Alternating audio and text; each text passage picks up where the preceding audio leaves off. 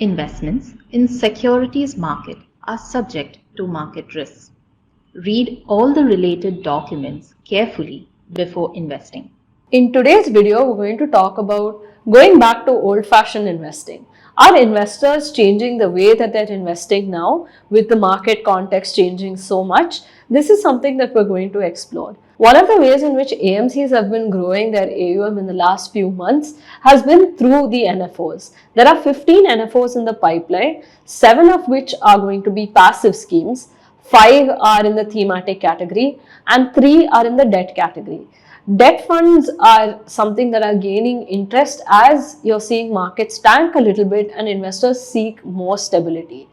But if we go back into this, thematic funds have actually not done so well for investors.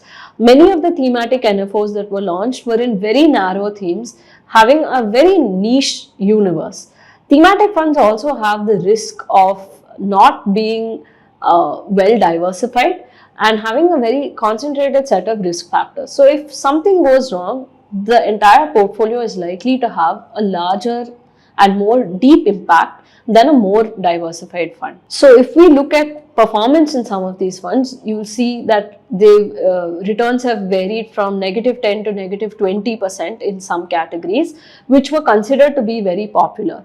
Thematic funds also have this allure of past performance because they've done very well for a few quarters and years together, and then investors are looking at these themes expecting the same kind of returns to occur in the future. The next thing that investors were quite fond of in 2024 were IPOs. So if we look at the previous 65 IPO issues, on average they were subscribed over 49 times, whereas the last 8 issues were subscribed only 1.98 times. And now the IPO pipeline is still quite full, with 29 IPOs already approved and another 59 in the pipeline.